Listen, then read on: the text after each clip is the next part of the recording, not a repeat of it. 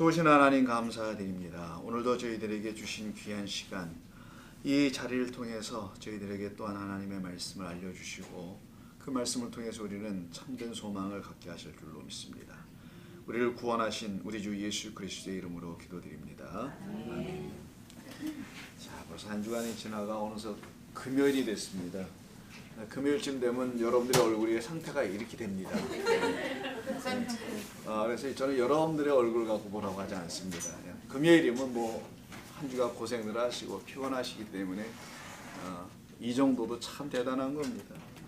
자, 3장 13절 오셔서 감사드리고요. 한번 13절을 보시면은 모세가 하나님께 아뢰되 내가 이스라엘 자손에게 가서 이르기를 너희 조상의 하나님이 나를 너희에게 보내셨다 하면 그들이 내게 묻기를 그 이름이 무엇이냐 하리니 내가 무엇이라고 그들에게 말하이까. 이렇게 시작하는 본문입니다.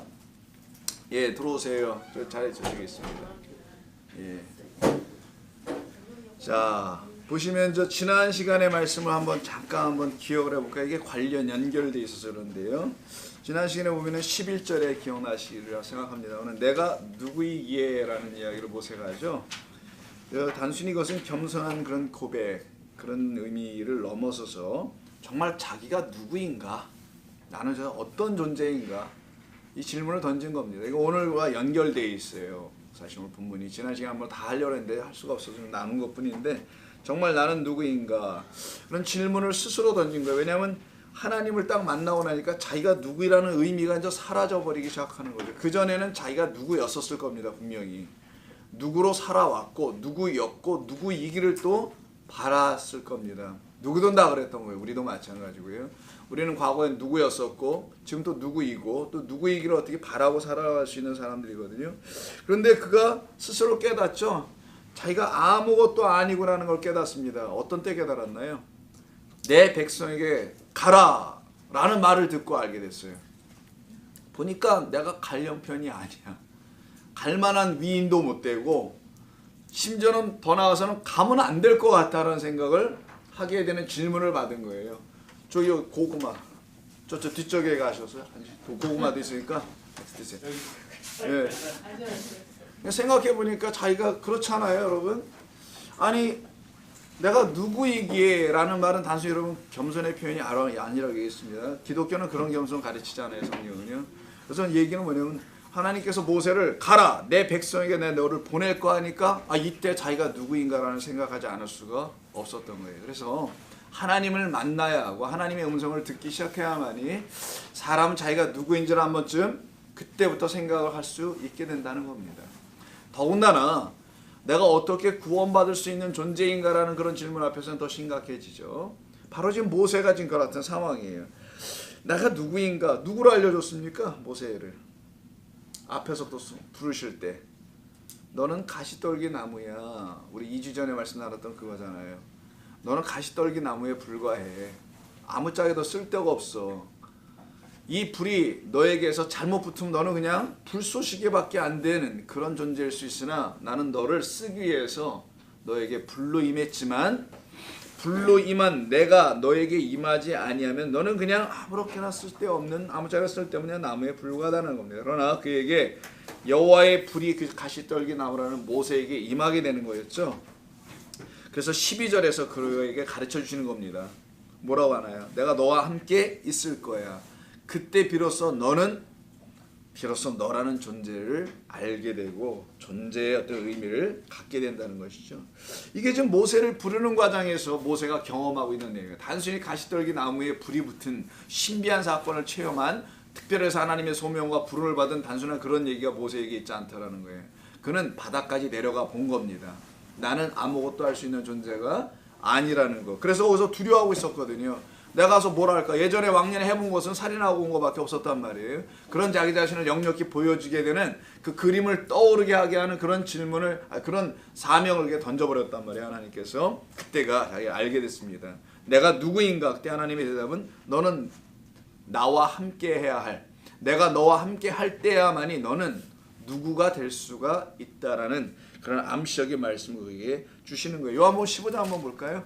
지난 시간에 우리가 못 본 것 같아서 물론 좀 봤다 하더라도 좀 기억이 일주일 지났기 때문에 다시 한번 좀 확인 좀 해보죠.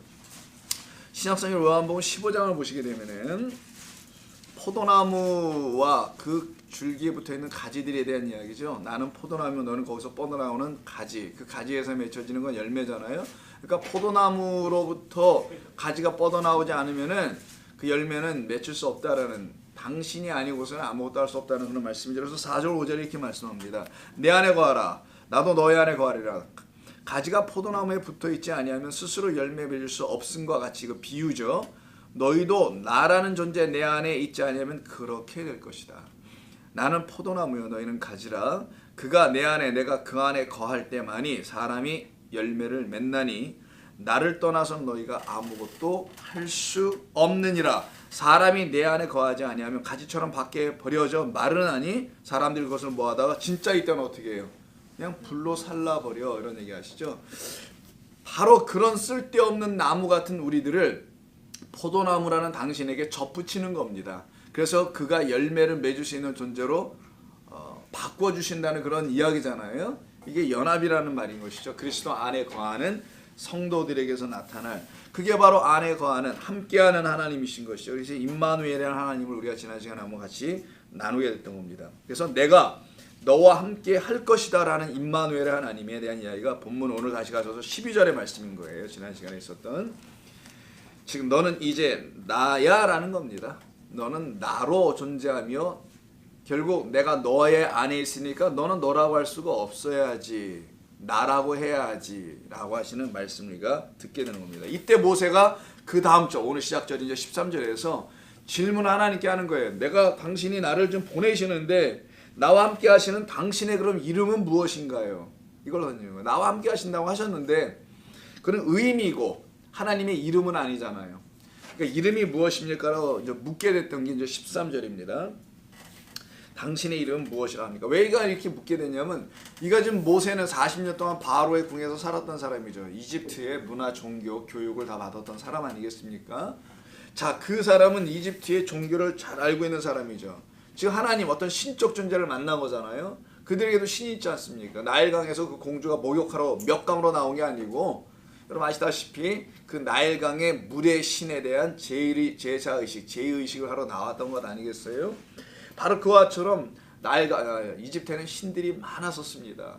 여러 종류의 신들이 있었는데 태양신 라라는 신이 있어요. 그리고 자, 여러분 들어보셨을 거는 남신이 있어요. 남자신. 대표적인 것은 오시리스라는 남신이 있고요. 아시스라는 여신 같은 게 있어요. 수많은 신들이 있거든요. 그래서 그 신의 이름으로 나는 뭘 한다. 이게 이제 고대 사람들의 일반적인 제의적 특징입니다. 그래서 당신은 누가 보낸 거예요? 그럼 누구 신의 이름을 대줘야 돼요. 종교적인 상황에서는. 마찬가지로 모세도 그와 같은 영향이 있기 때문에 나를 당신이 보낼 거라면 그럼 나를 보낸 이를 누구인지 내가 알아야 될 것이며, 또 그들이 나에게 물으면 나 또 대답을 해줘야 될 입장이라는 것이죠. 그때 14절에 하나님의 대답이 가관이 아닙니다. 정말 답 없어 보이는 답을 주시는데, 하나님이 모세에게 이르시되 나는 스스로 있는 자이니라. 또 이르시되 너는 이스라엘 자손에게 이같이 이르기를 스스로 있는 자가 나를, 모세를 너희에게 보내셨다. 가서 그렇게 얘기해. 우리말은 나는 스스로 있다라고 되어 있잖아요. I am, that I am이라는 표현인데 실제로 그렇게 써 있어요. 히브리어로도 I am과 I am 사이에 관계대명사라는 게 하나, 아쉐라는 단어가 들어가 있습니다. 나는 나야, 이런 말이에요. 그냥 I am입니다. 여러분 아시죠? 영어라는 언어, 우리가 날마다 영어를 콩글리시로 하며 살아가고 있잖아요. 근데 여러분 영어 아시다시피 I라는 주어 아시죠? I라는 주어는 1인칭 나라는 거 아니까 단수로서 나. 근데 이 영어의 I는 다른 모든 주어와 달리 he나 she나 they나 we나 이런 you 이런 것도 있잖아요. 그래서 이런 것과는 달리 문장이 어디에 있든, 가운데에 있든 중간에 있든 끝머리에 있든 전부 다 대문자로 써요. 그죠? 다른 문화권에서는 그런 게 있지도 않은데 영어의 그 문자에서는 좀 그런 게 있음을 한번 생각해 보고요. 하나님이 말씀하시기를 주어 나라는 말을 쓰십니다. 나는 존재해, 이런 말이에요. I am이라는 말은 나는 있다라는 거예요. 그냥 나는 있다. 이걸 두 번이나 말씀하신 거예요. 나는 있다, 나는 있어. 나는 있다라는 것으로 나는 있어. 이런 표현이 정확하게는. 그냥 I am입니다. 이거 무티게 설명할 수도 없고 나는 있어, 나는 존재해. 이걸 2번 말씀하신 거예요. 이 말은 뭐냐면 나를 나라고 말할 수 있는 존재는 나밖에 없다라는 표현이기도 한 겁니다. 하나님은 누구에 의해서 규정당하실 분이 아니다 라는 그런 의미가 담겨 있어요. 나는 그냥 나야. 이게 그냥 너희가 굳이 이름을 달라 하면 내가 줄 수 있는 유일한 이름이야. 왜냐하면 누가 나를 이름 지어 불러준 적이 없었기 때문에. 만유의 하나님이시고 홀로 스스로 존재하시는 분이기 때문에요. 누가 나에게 이름을 줘주면 안 되잖아요. 그래서 하나님은 이름이 없으신 게 맞는 건데 우리가 그 이름을 우리 인간이 이해할 수 있도록 받은 게 엘로힘이라든가 여호와, 야훼라든가 뭐 여러 가지 하나님을 설명하기 위한 이름들일 뿐이지 하나님은 이름이 사실상 없는 게 맞는 겁니다. 성경상에서는. 왜냐하면 하나님 스스로 존재하시는 분인데 어떻게 이름을 가요? 여러분 이름을 가졌다는 건 누가 여러분을 낳은 거예요. 누가 여러분을 보낸다든가 호적에 올려줬다든가 이러는 거거든요. 다 스스로 존재하는 자는 이름을 가질 수가 없어요. 그래서 여러분 이름이 없는 사람들이 있어서 옛날에는요. 노비들은 이름이 없었거든요. 노비들은 성이 일단 없습니다. 이름은 어차피 개똥이니 쇠똥이니 이렇게 뭘 불러줬었어요. 근데 성이 없어요. 성이. 본이라는 걸 가질 수 없기 때문에 그렇거든요. 옛날에 노비들. 그래서 어떻게 성을 가졌냐면 나중에 노비제도가 이제 끝나고 할 무렵에는 성을 가져야 될 거 아니에요. 맨날 전부 다 개똥이 하면 전부 다 손을 한둘을 들 게 아니니까. 그러니까 어떻게 성을 가졌냐면 자기 주인 있죠. 첫 번째 주인. 그 주인의 성을 갖습니다. 나중에. 최가 개똥입니다. 뭐 이런 식으로 옛날에 이제 가졌었거든요. 혹시 우리도 아마 다 그러지 않았을까 뭐 그런 생각도 해봅니다만은. 자, 이게 지금 하나님께서 모세에게 주신 이름이에요. 이거는 저희가 구체적으로 다루지는 않겠습니다. 이 문법적인 의미라든가 뭐 존재적인 의미라든가 이걸 오늘 여기서 다루지는 않을게요. 이름 자체를 그냥 나는 스스로 존재한다는 그 말은 의역이지만 그냥 나는 존재하다. 스스로는 어느 누구도 나에게 주지 않았기 때문이라는 말을 우리 한국말 번역에서는 더 는 겁니다. myself라는 말을. 근데 영어에는 아니죠. 히브리어는 그자는 없어요. 누구로 하면 규정 나가지 않을 뿐입니다. 지금 여러분은 그럼 누구라고 생각하십니까? 여러분은 누군가? 지금 모세가 내가 누구인가라고 질문했잖아요. 후아에 나는 누구인가? 자, 그럼 제가 한번 저를 갖고 한번 설명해 볼게요. 저는 김두식이다라고 나는 김두식이다라고 한번 제가 한번 써보겠습니다. 뭐 여러분 다 아시는 거지만 제 이름을 모르셔서 그런 건 아니고요. 이렇게 쓸 수 있죠. 자, 그러면은 나는 김두식이다 혹은 저는 김두식이만이 아니고 또 나는 뭐 목사다 이렇게도 쓸 수 있어요. 여러분에게도 똑같이 여러분 직업으로 쓸 수도 있고 여러 가지 쓸 수 있습니다. 자, 이렇게 만약에 쓴다라고 한번 생각해 보죠. 나는 누구누구이다라고 할 때는 그 사람의 직업이든 이름이든 하고 있는 일이든 이런 걸 표현해내면서 자기를 소개해 주죠. 자, 나라는 존재는 이걸 한번 잘 보십시오. 나는 김두식이다라는 말은 나라는 존재는 김두식이라는 존재 안에 있다라는 거 아닐까요? 나는 김두식이다라면 그냥 나는 누구누구이다라는 단순한 이꼴이라는 말여기보다는 김두식이라고 규정되어 있는 이렇게 김두식이라는 요 틀에 규정되어 있는 딱 틀에 짜여 있는 존재 안으로 들어가서야만이 나는 규명된다는 거예요. 이런 의미가 있어요. 자기를 누구 나는 가수다. 그럼 그냥 가수일 뿐이야. 가수로 그냥 나는 이해되는 거야 사람들한테. 그럼 나는 김두식이라는 존재로서 나라는 존재는 날마다 이렇게 규정을 당해요. 여기 나는 갑자기 또 바뀌어서 목사라는 존재로 이름으로 규정을 당하게 된다는 거예요. 이게 특징입니다. 나는 누구누구다로 소개하게 되면은 그 안에 갇힌다는 거예요. 이 범위를 넘어가지 못해요. 그럼 저는 목사이기만 합니까? 아니잖아요. 여러분 아시다시피 저는 목사만 아니라 두 아이들의 아빠고 뭐 남편이고 뭐 등등 여러 가지 표현이 있을 수 있죠. 이런 다양한 것을 갖고 있음에도 불구하고 이렇게 표현한다는 것은 여기에 한정돼요. 이렇게 제한되기도 하고. 그래서 나는 김두식에게 속한 자가 되게 됩니다. 나는 누구누구다 하면 그 누구에게 속해요. 속한 개념이 생기고요. 그래서 나는 김두식이라는 사람 이상을 넘어갈 수가 없게 됩니다. 제가 이름 하나를 쓰잖아요. 두 개 안 쓰잖아요. 김두석 이렇게 쓰지 않잖아요. 이름을 두 개 갖고 있다 하면 두 존재에게 따로따로 존재해야 되거든요. 저를 규명하기 위해서는. 근데 한 사람에게 한 존재씩밖에 없지. 이름은 또 실상도 그렇고 둘이 될 수는 없거든요. 두 가지를 가질 수도 없고. 그래서 이 이름에서 나는 뭐뭐이다라는 말은요. 먼저는 소유의 의미가 좀 있어요. 나는 누구누구이다. 동질적 의미도 있습니다. 같다라는 거예요. 그리고 존재적 의미도 있어요. 그래서 나는 누구이다. 이 누구누구이다라는 이 자리에 다른 말이 들어간다고 한번 생각해 보죠. 자, 나는 김두식이다라는 이 자리에다 다른 걸 한번 집어넣어 보면은 이렇게 이 자리에다가 다른 걸 한번 집어넣어 보는 거예요. 자, 한번 이렇게 한번 넣어 볼게요. 나는 당신이다. 너다. 이렇게 한번 넣어 보겠습니다. 나라는 존재를 빼버리고 김두식을 빼고 다른 존재를 한번 집어넣어 보는 거예요. 나는 당신이다 라고 하면 자, 똑같이 한번 풀어보겠습니다. 나는 당신에게 먼저 어떻게 해요? 소속, 소유, 속해 있다라는 의미가 생겨요. 나는 당신하면 여기에 소속됩니다. 일단 당신이라는 존재 안에. 그러지 않을 수가 없는 거예요. 한번 이렇게 한번 생각해보. 이거 안 생각해 보셨을 텐데 나는 누구누구가 되면 그 누구누구에 반드시 소속이 됩니다. 두 번째, 동질의 의미도 있어요. 그래서 나는 너와 같아 이런 말도 됩니다. 이 나와 당신이라는 것은 동격이 되잖아요. 김두식이 있었잖아요. 써놓을게요. 이해를 위해서. 같지 않습니까? 둘이 서로 다른 사람. 그래서 나는 당신과 동질, 같다라는 의미가 있어요. 나는 당신과 같다. 같다라는 의미가 좀 있습니다. 세 번째, 나는 당신이 없으면 되질 않아요. 설명이. 그렇기 때문에 나는 당신으로 인하여 존재가 결정된다라는 거예요.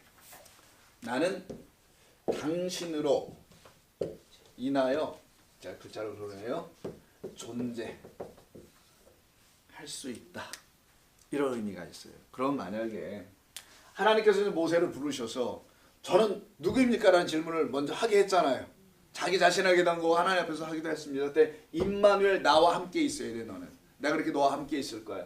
모세가 질문하면 당신 누구입니까? 자, 너는 내 이름을 물어봤지만 하나님이 말씀하시는 건 뭐냐면 너는 너 스스로 존재하지 못하기 때문에 내가 내 이름을 너에게 주어서 임마누엘로 함께 가게 하려고 하는 거야.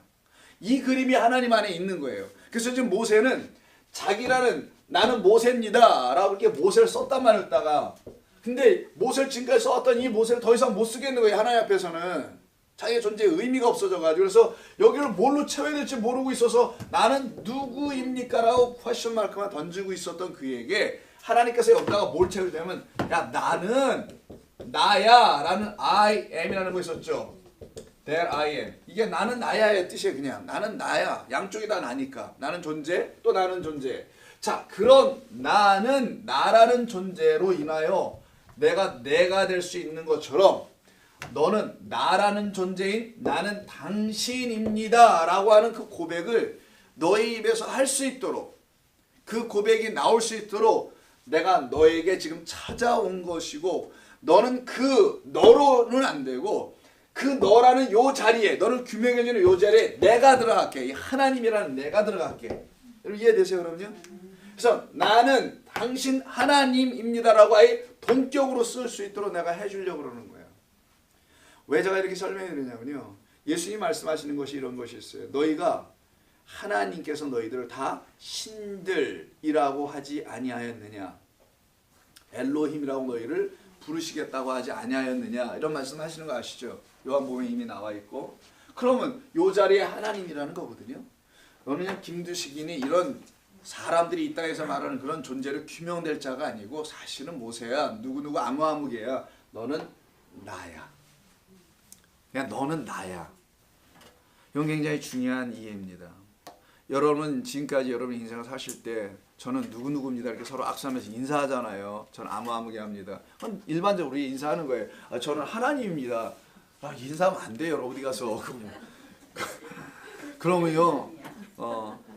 환자가 아니라 저 환장합니다. 그러면 저는 좀 환장해져요. 여러분 그러지 마시고 그건 여러분 스스로 안에서 일어날 여러분에 대한 진짜 온전한 영적 규명, 정의예요. 그거는 세상 사람들이 이해할 수 없는 여러분은 그냥 하나님이어야 되는 거예요. 왜냐하면 하나님이 여러분 안에 아까 내 안에 너희는 내 안에 그랬잖아요. 그러니까 여러분의 이 자리 안으로 하나님이 들어오신 거란 말이에요. 나는 하나님이야 라고 결국은 답이 나와줘야 돼. 이거 지금 처음에 이 개념이 어려울 거라 합니다. 이거 무슨 경고망동하게 이게 내가 하나님이라는 게 뭔 말이야 이게. 이런 생각이 자꾸만 들잖아요. 그러면 여전히 여러분들은 모세에 그냥 아까처럼 내가 누구에게 질문을 계속 던지고 있는 거라니까요. 그 질문에서 내가 누구입니까? 라는 요 누구의 자리에다가 하나님이 그래 좋은 질문했다. 내 의도대로 잘 질문하고 있네. 이런 얘기인 거예요. 그럼 내가 너 함께 해주지. 12절에서 함께 하신다. 이름이 뭐예요? 함께 하시는 그 이름. 그래 내가 너와 함께 할 거야. 여기 함께. 그럼 이름이 뭐예요? 요 함께 한다는 분. 임마누엘은 아니고 여호와야. 이렇게 알려줘요. 여호와 하나님이야. 그 여호와 하나님이 이 자리에 들어왔네. 원래 모세 자리잖아요. 여기가. 그 나는 그럼 뭐가 되냐? 여호와 하나님의 이름으로 나아갈 자라는 거예요. 그러니까 우리는 예수의 이름으로 이런 말 많이 하죠. 그건 여러분이 예수예요. 그냥. 예수 안에 거했다는 거예요. 그리스도 예수 안에 있다는 게 그런 의미입니다. 여러분은 더 이상 여러분으로 못 산다는 거예요. 이제는. 살 수 없음을 알았다라는 거예요. 의미 없음도 알았어. 만약 여전히 여러분이 되면 이 자리가 여러분이 일이 들어가면 여러분이 여러분에게 속해 있게 돼요. 큰일 납니다. 이거는 죽도 밥도 안 돼. 평생 가도 여러분과 동질이 돼. 제발 그러지 말아주세요. 이쪽과 이쪽이 동질이 되면 안 돼요. 이건 그냥 김두식일 뿐이야. 사람들이 정의해준 태어날 때 아무개다. 아무런 의미도 없어요. 이 이름 석재는요. 한문으로는 좀 의미가 있더라고요. 나름 제 이름이. 듣고 싶어요? 아이고 뭘 또 얘야 얘. 말두자 심을식자인데 여러분 다 아무 할아버지 어머니들께서 멋지게 잘 지어주셨잖아요. 의미가. 뭐 말순이라고 지으신 분들 아직 있어요? 혹시? 오케이. 그것도 좋아. 그런데 의미 없어요. 이름은 사실 이름 석자가 뭐 의미가 있어요, 여러분. 그냥 김자, 두자, 식자일 뿐이지 기역, 니은, 디귿에서 막 나온 이런 것뿐이지 언어지 이거는 그냥 문자고 기호고 아무런 의미 없어요. 여기는 그런 의미 없는 것에 우리는 자꾸만 의미를 심어줬죠. 목사라는 이름으로 의미 심어주고 아빠라는 존재는 의미로 엄마라는 존재 막 의미를 심어줘가지고 스스로 수고하고 무거운 짐진자 된 거예요. 우리가 여태까지 인생이 이 이름 때문에. 그렇다고 또 이름값은 뭐 제대로 했나? 제대로도 못하고 살아왔죠. 그냥 바둥거리며 힘들게 그 자리에 하나님이 들어오시겠다는 겁니다. 너라는 존재 안으로. 그래서 내가 너희 안에. 이 말은 굉장히 중요한 거예요. 그게 딱 됐을 때 예수의 이름으로. 이런 말이 드디어 생기는 거예요. 그들에게는. 예수 그리스도가 안에 나 딱 들어오셨네. 나라는 존재는 의미가 없음을 알았고 그로만 내가 의미 있게 됐네. 왜? 그가 나를 살려내신 하나님이시니까 생명의 주이시는 것을 알기 전에는 못하지 이런 거. 알게 되면 그의 이름이 내 안으로 오는 거죠. 그의 존재가 들어오죠. 그래서 나는 그에게 속하고 그와 같아지고 그로 말미암아 나는 존재할 수 있게 되는 거예요. 그때부터 의미가 되는 거예요. 자, 이것을 지금 모세하고 하나님과의 대화입니다. 단순히 뭐 이름 석자 알고 하나님이 이름이 어디 있어? 이름이 있으면 큰일 나지. 그렇지 않습니까? 이름이 있다라는 건 유한한 존재고 눈에 보이는 가시적 존재예요. 이름이 있다는 건 다 그렇습니다. 이름이 없어야 맞는 거예요. 근데 하나님께서 내 이름은 이름이라고 어떻게 이렇게 긴 이름 보셨어요? 스스로 있는 자라는 긴 이름. 그리고 I am 뭐 이런 말을 주실 리가 없죠. 주실 수도 없고. 그래서 나는 너야 그냥. 나는 너야 모세야. 그리고 모세 입장에서 나는 당신입니다. 이렇게 서로 호환이 돼야 돼. 하나님이 먼저 찾아오셔서 나는 너야. 이걸 네가 알 때까지 내가 그리스도와 함께 십자가에 못 박혔으면 이제는 내가 사는 것 아니라면서요. 그때 그리스도가 나오네요. 그리스도가 내 안에 들어오셔야만이 그런 말을 할 거 아니겠냐고요. 그런 자들에게 그런 사람들에게 이제는 내가 사는 것이 아니요 그가 내 안에 사는 것이니 내 안에서 나라는 이름을 지어버리고 이 아이하고 동격이 되도록 이쪽 보호 자리에 있는 존재와 동격이 되도록 만드셨다라는 사도 바울의 고백입니다. 이게 무슨 철학적인 얘기 아닙니다. 신앙적인 이야기예요. 성경에서 우리를 향하여서 말씀해 주려고 하는 우리가 누구인지에 대한 이야기인 거예요. 그런데 하나님께서는 지금 보시기에 이 모세가 지금 그렇지 못한 상태였었잖아요. 그래서 모세에게 오셔서 그런 것을 일일이 하나하나씩 가르쳐 내시는 거게 14절의 내용이었던 겁니다. 그래서 하나님께서 모세를 이렇게 준비시켜서 모세 안에 당신의 이름을 주시고요. 당신의 이름으로만 당신으로만 그가 존재할 수 있다는 사실을 비로소 그가 인정하고 고백하게 되죠. 그때 15절 하나님이 또 모세에게 이르신 너는 이스라엘 자손에게 이같이 이르기를 너희 조상의 하나님 여호와 곧 아브라함의 하나님 이삭의 하나님 야곱의 하나님께서 나를 너희에게 보내셨다 하라. 이는 나의 영원한 이름이요 대대로 기억할 나의 칭호다. 아주 중요한 표현이 좀 나왔는데요. 자, 먼저 칭호라는 말은 없어요. 원문에는 그냥 이름만 있어요.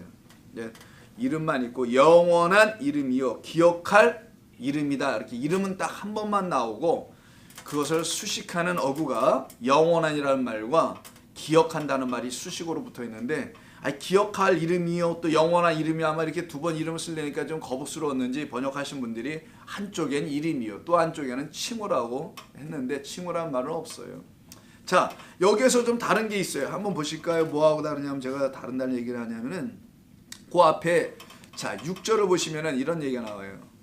모세에게 신발을 벗으라 하죠. 그리고 당신을 소개합니다. 나는 내 조상의 하나님 아브라함의 하나님 이삭의 하나님 야곱의 하나님. 여기 나오죠.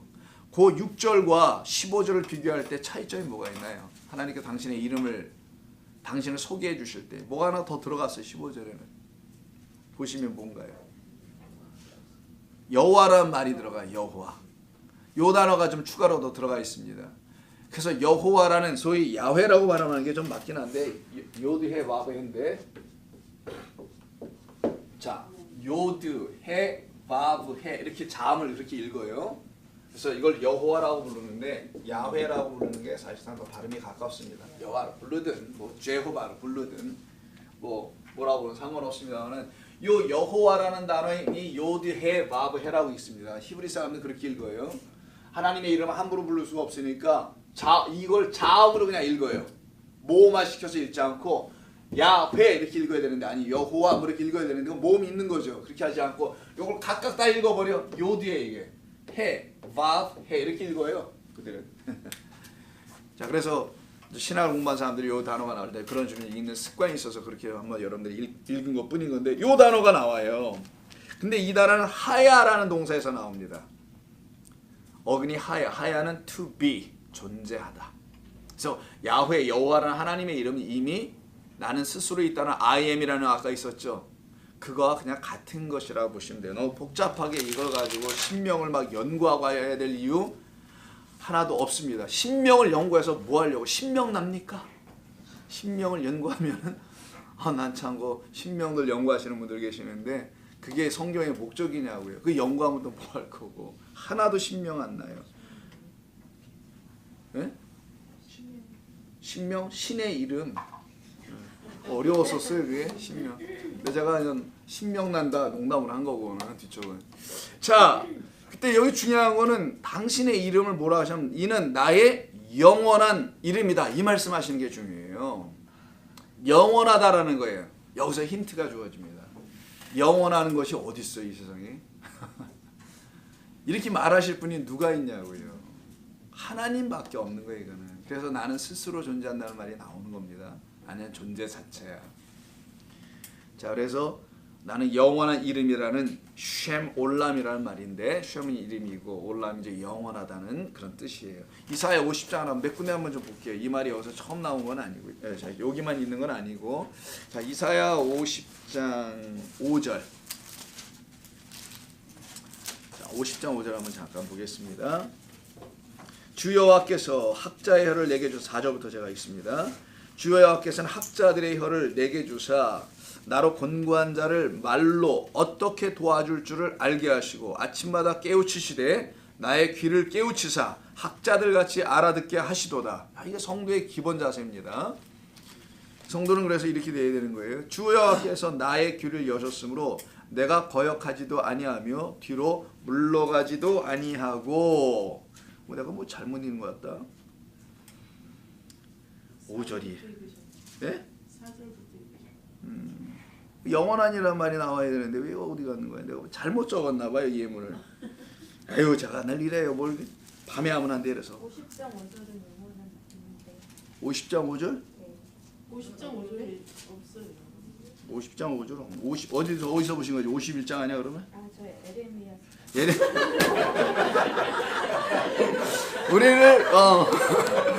우리를 바짝 긴장하게 하신 집사님께 감사 영광을 돌립니다. 예. 우리가 모든 졸음에서 다 완전히 깨어나는 역사가 나타났습니다. 거기 영화 나와요. 거기 넘기지 마세요. 뭐라고 써있는데 이만 간 김에 읽어나 보세요, 여러분. 예레미야 50장 5절. 그들이 그 얼굴을 시온으로 향하여 그 길을 물으며 말하기를 너희는 오라 잊을 수 없는 영원한 언약으로 여호와와 연합하라 하리라. 아마 내가 거기에 찾았나 그럼. 자, 어쨌든 이사야 63장 보세요. 63장. 아, 첫 번째 죄송합니다. 63장 12절.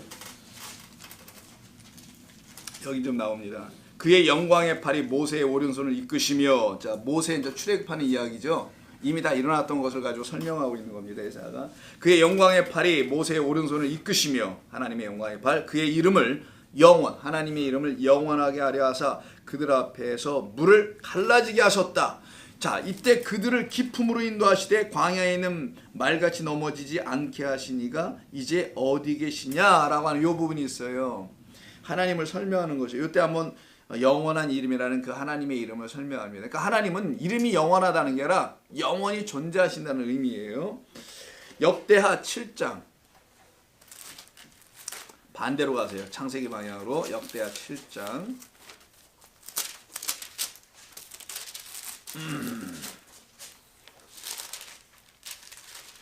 16절.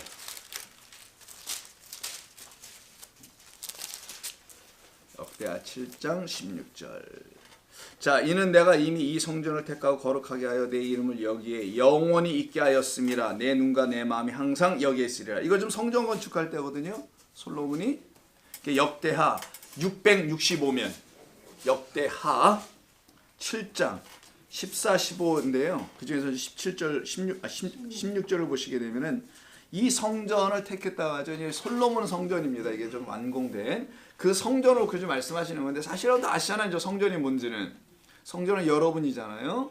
성전, 하나님께서 거하실, 거룩한 영이 거하실 그 존재들을 말하는 거죠. 그래서 하나님 그래서 이렇게 말씀하신 거예요.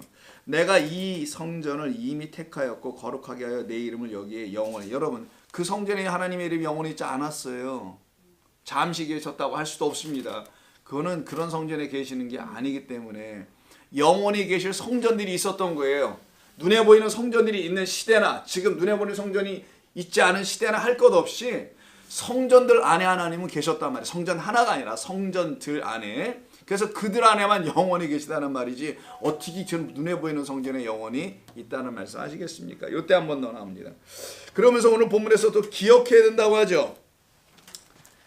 모세야, 너는 나를 이렇게 알아야 돼. 나는 영원한 존재고 너에게 영원히 함께 할 거야. 이 말인 거고요.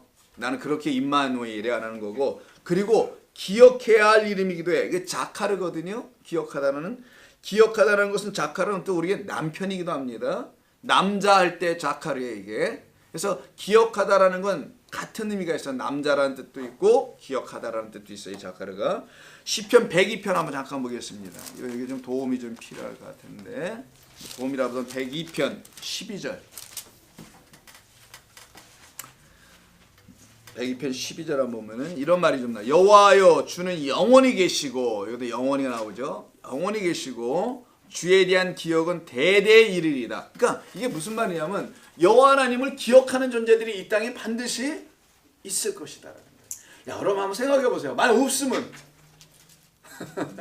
지금 우리가 여기 올 수 없죠. 일단 반드시 있게 하신다는, 하나님께서는 살아계신 하나님이라는 사실을 알려주시려고 반드시 남은 자라는, 택한 자들이라는 것을 통해서 하나님은 당신의 이름을 영원토록 기억하게 하고, 그들 안에만 또 하나님은 기억하는 자들 안에만 남편으로 들어가셔서 거하신다는 그런 의미입니다. 이게 지금 모세가 가져가야 할 이름이었던 거예요.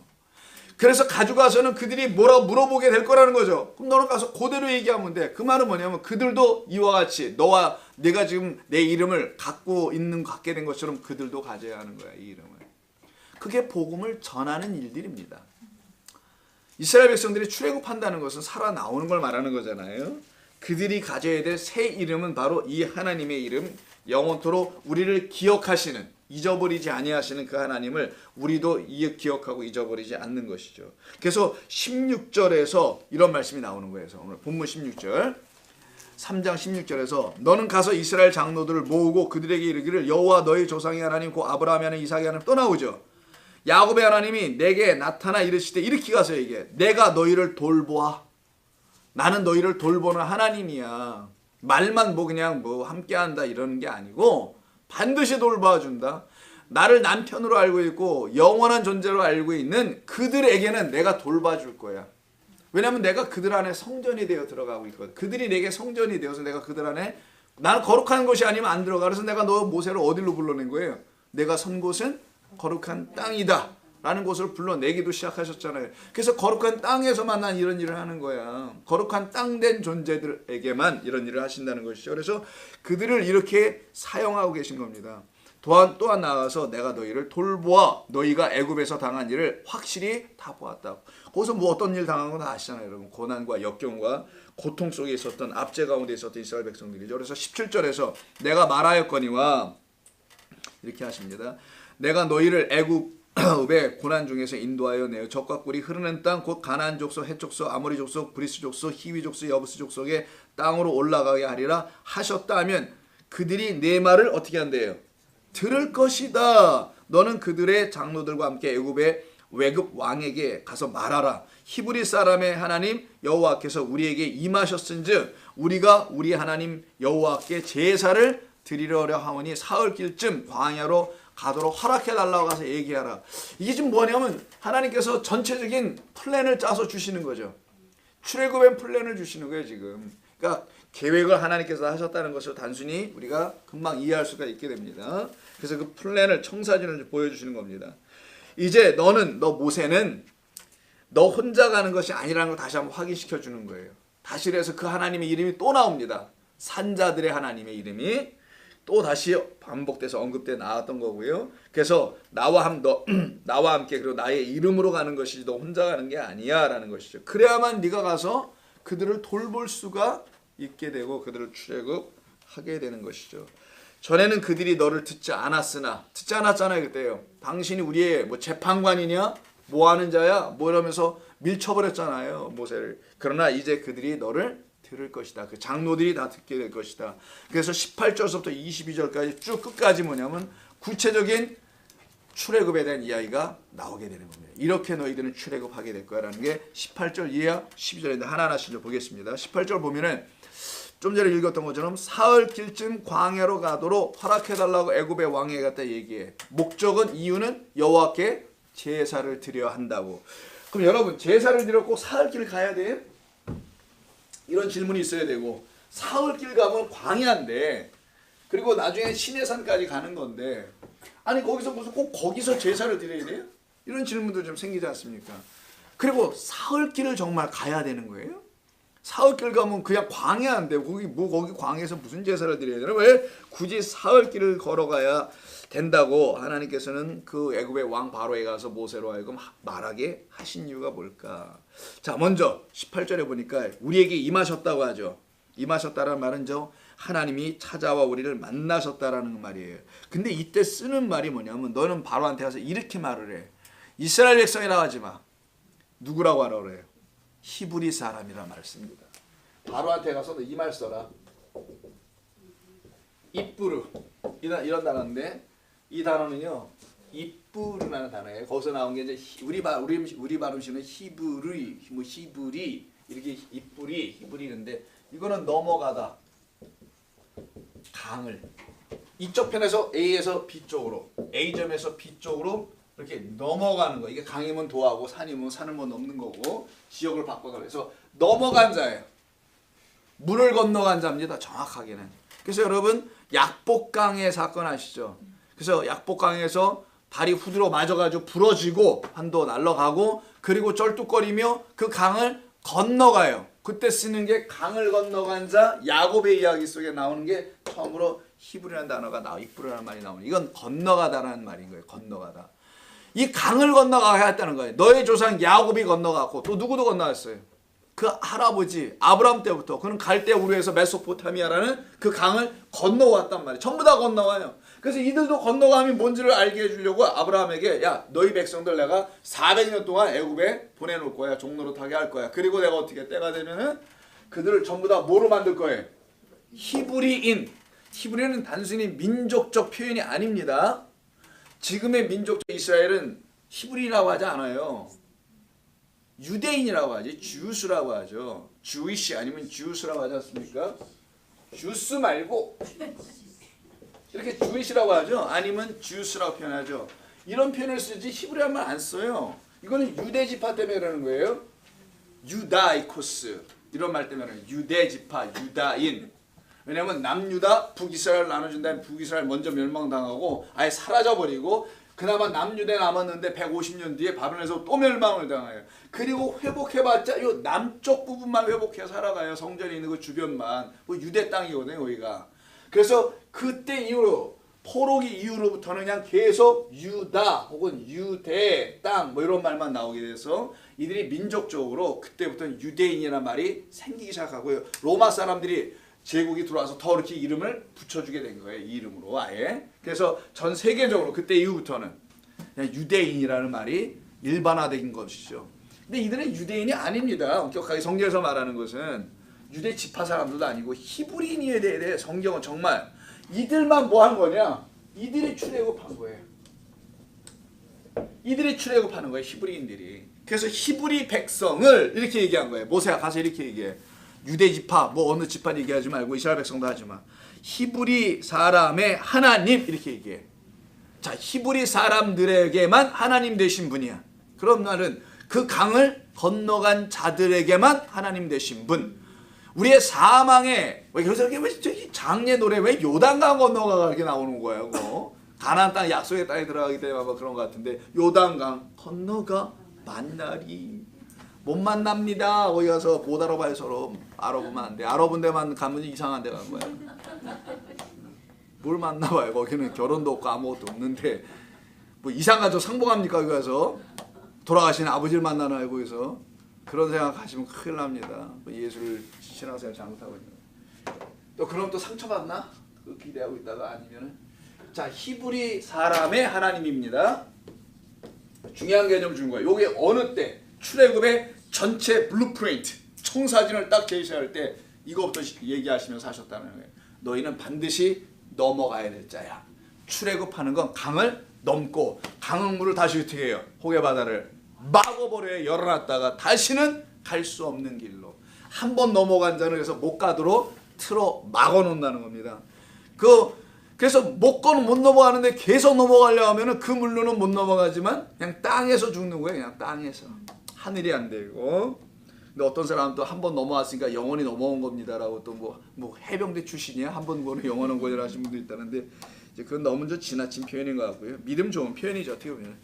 자 그래서 건너갈 자들이라는 거예요. 이들은 못 건너가고 있잖아 아직은. 역사적으로는 지금 못 건너가고 있습니다. 이들은 건너갈 백성이라는 걸 가서 알려줘.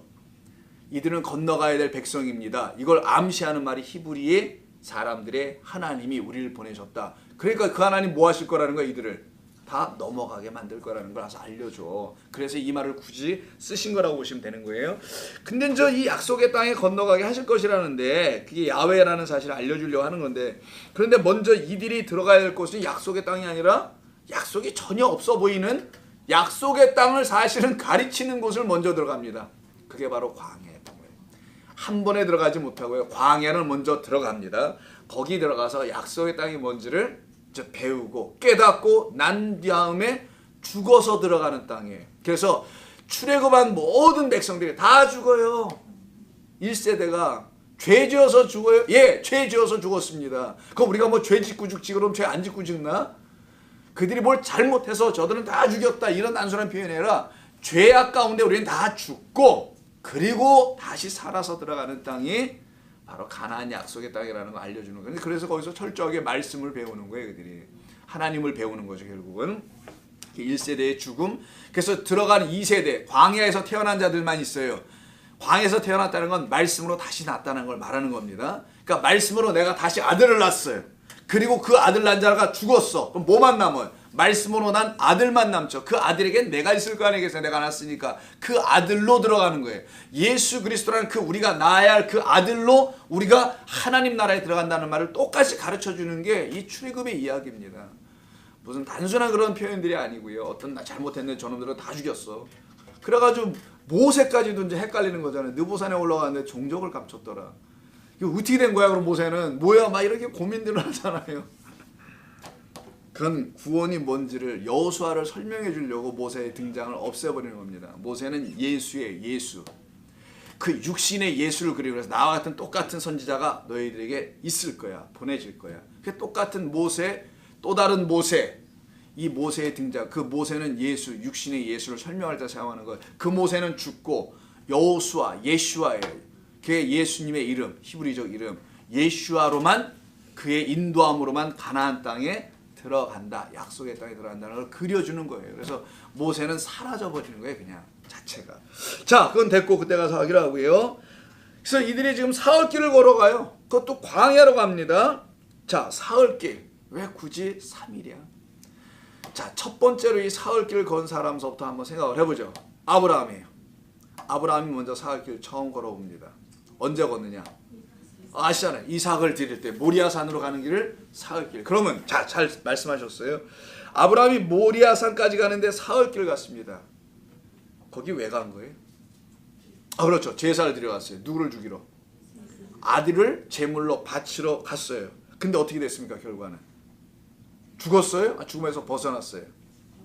그렇죠. 죽음에서 벗어났죠. 결과로 보자고요. 결과가 원인을 설명할 때가 있어요. 원인을 잘 모르면 결과로 보자는 거예요. 결과가 원인을 설명할 수 있거든요. 살아났어요. 그럼 뭡니까? 죽기로 되어 있는 자가 살아났죠. 사흘길은 뭐냐? 죽음에서 벗어나는 길이에요. 이걸 꼭 기억하시라는 거예요. 사흘길 쓸게요, 제가. 그래서 사흘길, 3일에는 전부 다 죽음이 담겨 있습니다. 모든 예수님의 4일, 요나의 3일 다 아시잖아요. 여기 아브라함의 이삭 데려가는 3일 전부 다 죽음이 있어요. 그래서 근데 죽지 않아. 다 살아나요. 안 살아나서 없습니다. 전부 다 3일에는 다 살아나. 그러니까 사흘 후에 내가 살아나리라 이런 말씀하시지 않습니까? 그러니까 죽음에서 사망이라 쓸게요. 벗어나는 길이에요. 이게 기간이 아닙니다. 방식이에요. 의미입니다. 사흘길을 간다고 해서 살아나고 죽는 게 아니고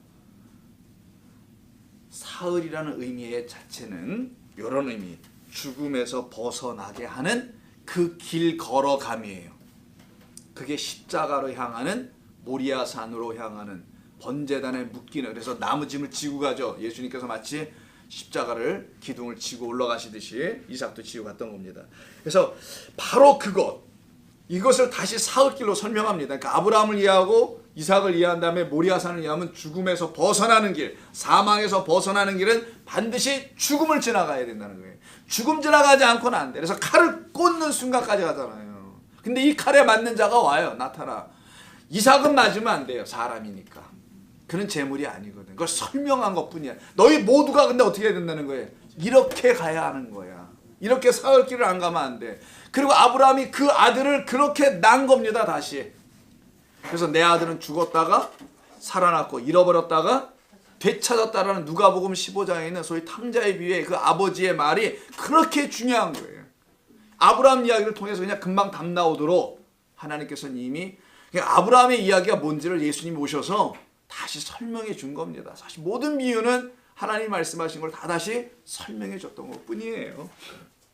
그래서 이 말을 근데 언제 쓴, 이걸 왜 하신 거냐면 18절은 출애굽시킬 때 하시는 거잖아요. 데리고 나올 거라는 거, 광야로. 그러니까 애굽에서 벗어나는 그걸 갖다가 설명할 때 사흘 걸린다고 한 거 아닙니까? 애굽에서 벗어난다는 건 바로 사망에서 벗어난다는 거예요. 죽음에. 애굽에 있다는 건 사망이니까, 무너졌도다 그 성이니까. 예수를 십자가에 못을 박은 곳이라고 요한계시로 말하는 그곳은 죽음의 자리거든요. 거기서 있는 내 백성을 끌어내는 걸 사흘길 간다고 표현하는 거예요. 그러니까 죽음에서 벗어나는 것이 기간이나 날짜나 횟수나 시간의 거리나 이런 걸로 생각하면 안 돼요. 성경에는 모든 숫자는 진짜 숫자가 있을 수 있어요. 하루 지나서 이건 진짜겠지, 그런 거는. 그러겠죠. 그것도 무슨 의미가 있냐. 저한테 이렇게 막 물으시면 속상해 할 거예요, 저는. 반복되는 표현들 3, 4, 7 이런 걸 얘기하는 거예요. 저희는. 이건 의미가 있는 거예요. 이건 기간이 아니고 길이도 아니고 여기에는 어떤 뜻을 담아놓은 것이라 계속 반복해서 알려주셨다는 거예요. 그럼 그 코드를 읽어내요. 이걸 디코딩 한다고 하죠. 그래서 하나님께서는 기호를 주셨어요. 그래서 지난주에 기호 얘기했었나? 기호와 주일날 얘기했다. 기호와 상징으로 설명하셨다는 거예요. 딱 락인 기호나 상징으로. 그래서 기호학들도 나오는 건데 기호와 상징으로 주는 거예요. 그래서 여러분이 어떤 전문직을 가지면 그 전문직에 종사하는 사람들끼만이 통용하는 상징이나 기호들이 있어요. 자기는 다 압니다. 우리는 도저히 몰라요. 여러분들도 아는 게 있잖아요. 여러분들 어떤 가까이 두 사람이 저렇게 쏙닥쏙닥 나누는 그 상징들이 있잖아요. 기호들도 있고 도저히 못 알아듣는 어떤 표현들이 있죠. 알고 보니까 별것도 아닌데 말이야.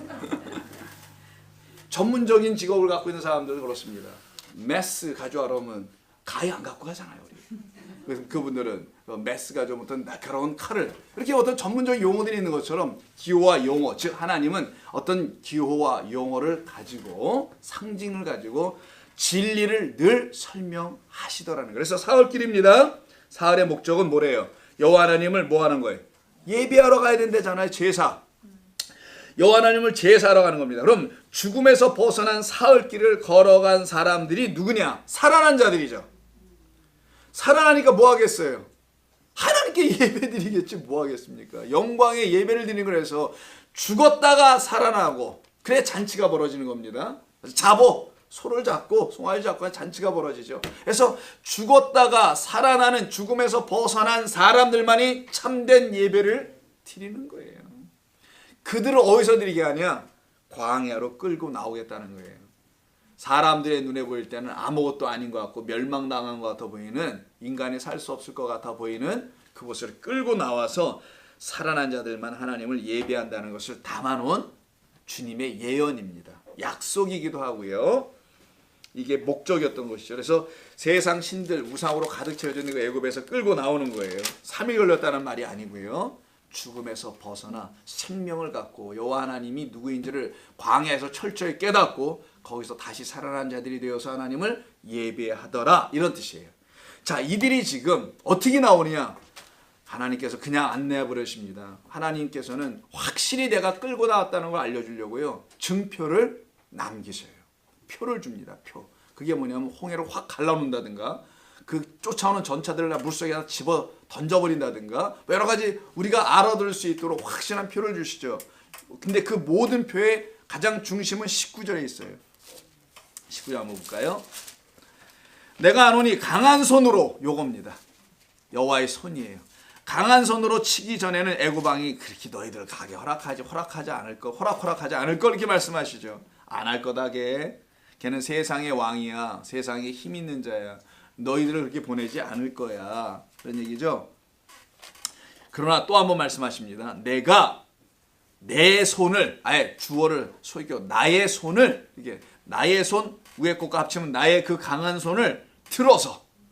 그래서 여러분 나중에 아멜렉과의 전투에서 광야에서 아브라함이라죠. 모세가 손을 이렇게 딱 들고 있잖아요. 아론과 홀이 양쪽에서 받치고, 그래서 목회자가 손을 들고 기도하면 장로님들이 좌우측에서 보좌해야 한다.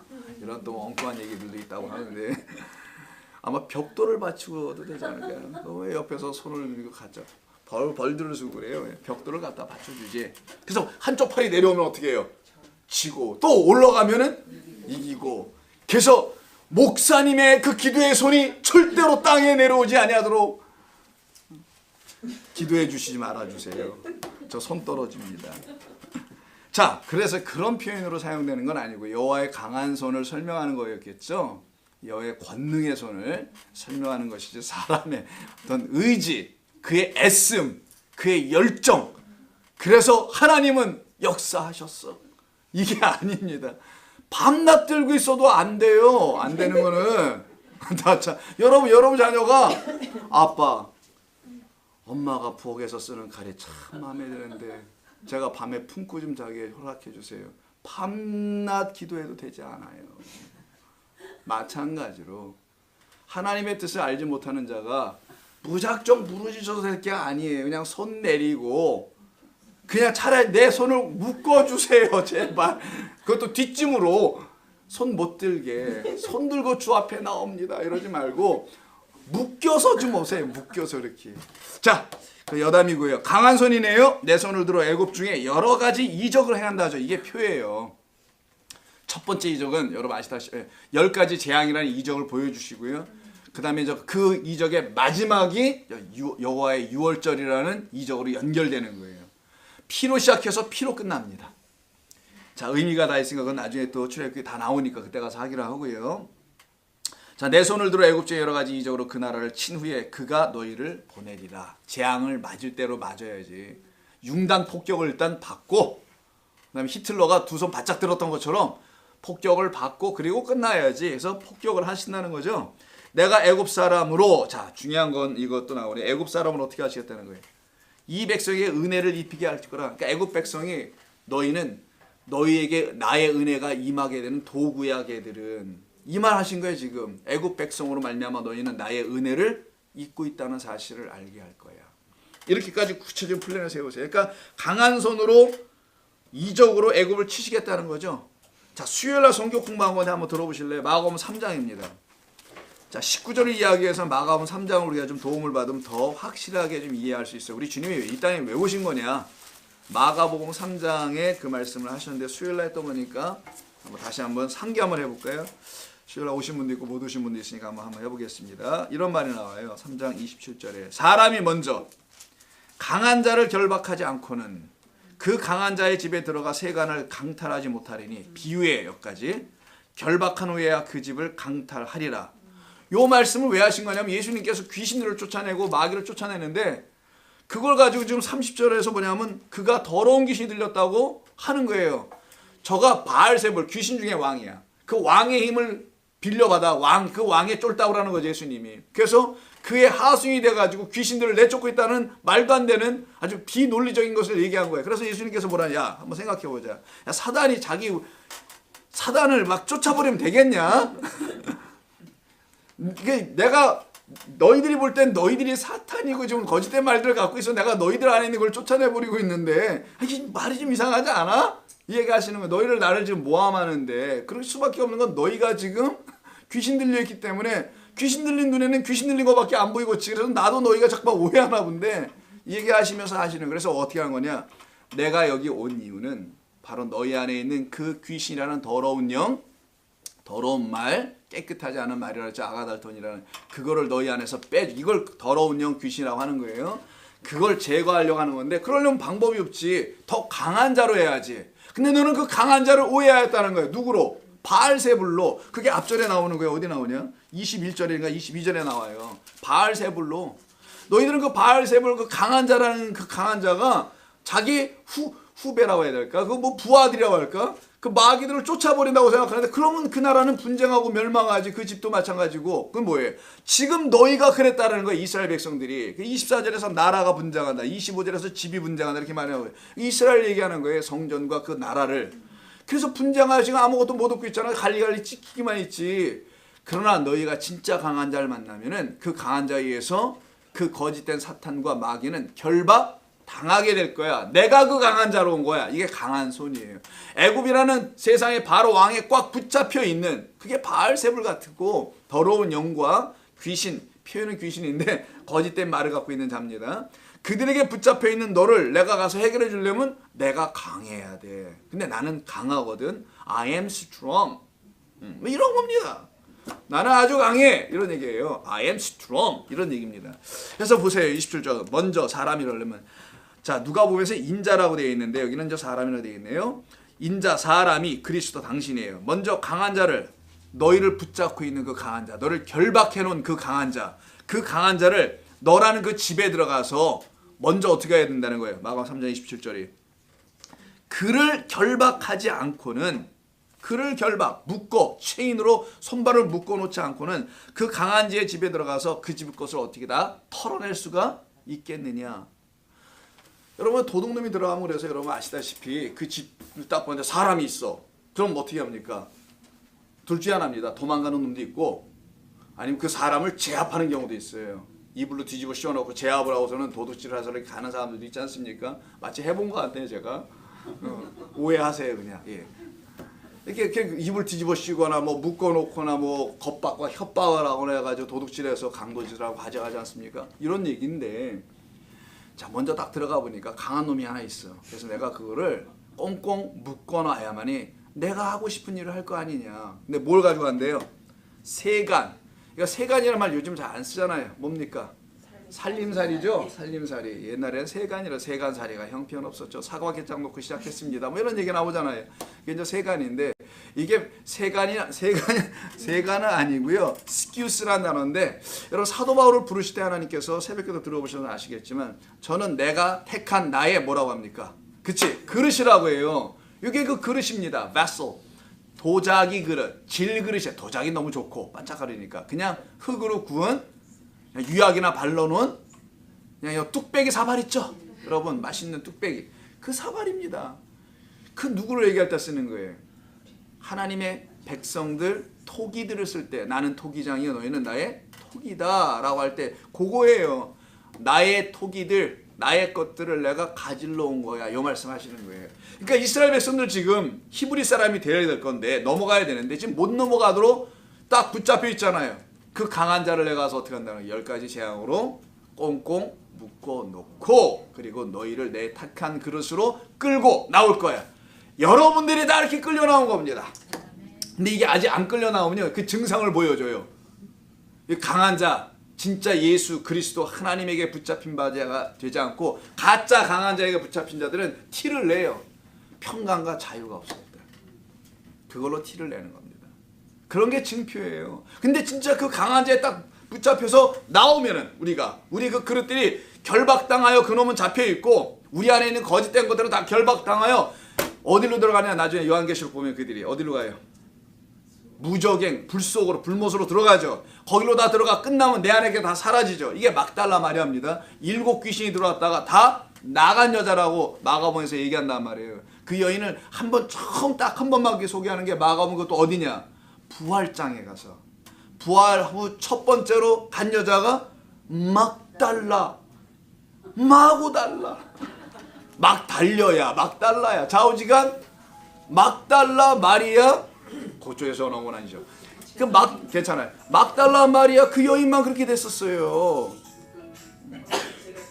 예, 가서 받고 오세요. 예. 그래가지고 여러분 아시다시피 막달라 마리아를 뭐로 설명하냐면 그 마가복음 16장인가 거기에서 이 여인은 전에 7 귀신 들렸다가 다 7 귀신이 나간 그 여인이라고 설명한다면 이게 바로 강한 자 예수 그리스도를 만나가지고 그 결박돼버리고 걔는 그리고 이 여인이 풀려 어디까지 가냐? 부활의 자리까지 간 거예요. 주님과 함께 끝까지 가는 영혼이 됐던 것이죠. 이렇게 만들려고 출애굽시키겠다 내가 너희들을. 모세야 가서 꼭 좀 얘기해줘. 너희도 그렇게 된다는 거. 자, 출애굽기 다시 합니다. 이거 마가복음 도움을 주게 한 표현의 말씀이었고요. 그리고서 21절에서 그들에게 뭘 주시겠대요? 은혜를 입히시게 한다죠. 누구를 대신해서? 저 애굽 백성을 대신하여. 그래서 거기 표현을 보니까 애굽 사람으로 이 백성에게 은혜를 입게 할지라. 애굽 백성을 뭘로 놓겠다는 거예요? 이스라엘 백성에게는 은혜를 주게 하는 도구들로 내가 삼겠다. 재앙 시큰밖에 내가 그들을 만들어 놓고 그들이 재앙받는 모습 보고 내 백성은 저렇게 되는 거야. 그리고 그걸 보고 나와 내 안에서 은혜를 받는 자, 내가 은혜를 준다고 돼 있어. 나탄인데 원래는 내가 은혜를 그들에게 줄 거야. 받는 자가 되게 하시겠다는 거예요. 그래서 애굽 사람으로서 그들을 하나님께서 버리시고 당신의 백성들을 구해내시는 그런 말씀인 것이죠. 그리고 그들이 나올 때 어떻게 나온답니까? 여인들이 21절 내가 애굽 사람으로 이 백성의 은혜를 있게 할지라. 어떤 은혜를 주시냐? 너희가 나갈 때 애굽을 떠날 때 빈손으로 가지 아니하리니. 이 말씀하시죠. 이것은 여러분 종 있죠. 종들을 풀어줄 때 이걸 신년이라고 하죠. 자, 안식년이 지나고 7년째, 매 7년째 6년 동안 종도로 살았던 사람들이 있어요. 근데 특별히 같은 동족인 히브리 사람이 어쩌다 저쩌다 살다 보니까 뭐 어려워져서 어느 집에 노예가 돼버렸습니다. 노비가 됐어요. 그럼 그들을 영원한 노비로 만들지 마라. 6년만 일하게 하라. 그리고 7년째는 무조건 풀어줘라. 이유여하를 막론하고 이걸 갖다가 종들을 해방시키는 신명기 15장에 나오는 말씀이거든요. 출애굽기 21장과 신명기 15장 각각 나와 있어요. 그때 그렇게 풀어줄 때 그들을 내보내면은 그럼 세간살이가 있어야 될 거 아니에요. 말 그대로 집조절도 없는 나가면 어떻게 해. 홈레스 되니까. 그러지 말고 너의 포도주에서 나오는 거, 올브에서 나오는 거, 땅에서 나오는 거를 주어서 살아갈 수 있도록 만들어줘 보내라 이렇게 되어 있어요. 은혜의 하나님이죠. 그래서 이들에게 은혜를 주신다는 말은 이들을 그냥 나가게 하는 게 아니라 빈손으로 가지 않게 하고 그들의 손에 뭘 쥐어서 내보낸다는 거죠. 자, 1차적 은혜를 설명합니다. 두 번째 뭐가 있냐면 좀 아까 누가 이런 걸 받는 거라 그랬어요? 빈손으로 나가지 않는 사람들은 종들이 뭐 할 때? 자유자가 될 때, 자유인이 될 때. 그럼 이들은 지금 여기 종 아닌가요? 종들인가요? 그렇지. 애굽의 종된 자들이 이제는 곧 풀려나면은 그들은 어떻게 될 거냐? 하나님의 말씀 그대로 빈손으로 가지 않아. 그리고 어떻게 가요? 손에 뭘 들고 나. 그래서 이들이 전부 다 나올 때는요, 집을 뿌리채 기둥채 뽑아갖고 나온 게 아니고 폐물만 들고 나. 그래서 여인들 보아하여금 의복을 다 받고 뭐 폐물을 들고 나오고 22절에 구체적으로 가이드라인을 쫙 주신단 말이에요. 이건 뭐를 얘기하냐면 이들이 단순히 나올 때 그냥 나오지 않았어요. 한바탕 하고 나옵니다. 전차가 뛰어오잖아요. 막 뒤에서 공격해오고. 그래서 주의 구름이, 하나님의 그 검은 구름이 뒤에 가서 어둡게 만들고 결국 그들을 물속에다 수장시켜버리죠. 그래서 모세의 노래가 15절에 쫙 흘러나오지 않습니까? 출애굽 보면은. 그건 뭐를 말하냐? 이건 전쟁이에요. 전쟁. 10가지 재앙을 통해서 마지막에 홍해를 통하여 전쟁하시는 것이죠. 애굽이라는 세상 나라와 하나님의 군대와의 전쟁을 말하는 건데 이 전쟁에서 여호와 하나님이 승리하는 거예요. 이스라엘 백성들이 승리하는 겁니다. 그럼 승리하면 옛날 고대 전쟁은 이 상대편이 갖고 있는 것을 탈취해 가는 거예요. 전부 다. 뭐 뭐든 간에 사람이든 뭐 짐승이든 물건이든 뭐든 간에 다 가져가는 겁니다. 몽땅 다 뺏어요. 그걸 갖다가 좀 유식한 말로 전리품이다 라고 말하죠. 자, 전리품입니다. 이게 일종의. 이건 뭐냐면 너희들이 승리했다라는 것을 내가 너희 손에 확실히 올려줄 거야. 쥐어줄 거야. 이렇게 해서 나오는 거야. 너희 나오게 할 거야. 여호와 하나님이 너희를 구원하기 위해서 친히 앞서 싸워 승리할 거야. 우리 주 예수 그리스도가 사망 권세를 이기고 승리하여 너희들을 그 무덤에서 살아 걸어 나오게 할 거야. 그래서 나사로야 나와 빨리. 이렇게 얘기하신 거예요. 거기 너가 있을 자리가 아니야. 사망의 자리가 네가 있을 자리가 아니야. 너는 나의 누구기 때문에 친구. 나는 너희를 뭐라고 부르지 않겠다. 더 이상 종이라. 왜냐하면 내가 너희의 누구이니까. 친구이니까. 종은 그 주인이 친구하는 것을 알지 못하지만 친구는 다 아느니라. 그건 무슨 말이에요? 너희가 내가 누군지 모르면 영원히 종이야 그냥. 그러나 너희가 내가 누군지 알면 그때는 너는 종이 되질 않게 되어 있어. 하나님이 누구신지 알면 우리는 하나님의 종들이 되는 게 아니라 하나님의 가까운 사이, 친한 사이, 터놓고 지낼 수 있는 사이, 이 자리로 우리를 인도하시겠다는 것이죠. 이게 여호와의 전쟁을 통해서 이루어지는 거예요. 그래서 그들이 전리품을 받아 나오고 종에서 자유자로 넘어가고 영원한 새 주인을 만나는 이야기를 이 출애굽을 통해서 우리 주님께서 그들에게 주시는 겁니다. 그래서 애굽에서 종된 자들을 속량하여 그들을 이끌어내시는 이야기. 그래서 그들에게 증표를 전부 다 손에다 안겨주세요. 그리고 그거 들고 나가서 뭐 합니까? 무슨 패션쇼 하지 않았어요? 나와가지고 있는 대로 한번 부려보자 하고 패션쇼 하지 않았고요. 걸쳐봤자 뭐 거기서 거기지 뭐. 그러자 그걸 가지고 전부 다 성막을 짓는데 사용하는 거예요. 여호와의 전리품으로 승리로 우리가 지어낼 수 있는 건 여호와 하나님이 거하실 영원한 처소를 짓는다는 의미입니다. 그래서 그것이 하나님의 뜻. 그래서 광야로 사흘길 가서 뭐 한다고요? 우리는 여호와 하나님을 제사 예배 드려야 한다. 이때 제사는 그 동물을 잡아 죽여서 드리는 거거든요. 근데 이들이 나와서 제사 안 드렸습니다. 광야에서는 그 제사는 단 한 번으로 지내고 끝나고 나온 거란 말이에요. 그걸 영원히 단 한 번에 드린 제사라고 히브리서 기자가 히브리서에서 말하는 거예요. 어린 양, 그 어린 양 예수 그리스도의 죽음은 바로 그 약속하신 여호와의 유월절에 그 어린 양 한 번의 죽음으로 광야로 나서 40년 동안 단 한 번도 제사를 드리지 않아요. 그냥 뭐만 있어요. 성막, 회막, 증거막 이 세 가지로 쓰는데 요것만 떨렁 져놓고 이것 갖고 맨날 뭐만 시켜요? 보고 배워. 이것만 시킵니다. 이게 무슨 뜻인지 보고 배워. 그게 40년이라는 인생을 통하여 신앙의 삶을 통하여 알아가라는 하나님의 뜻이 담겨 있었던 거예요. 그래서 우리가 신앙생활하는 건 바로 그거예요. 알아가는 거예요. 날마다 조금씩.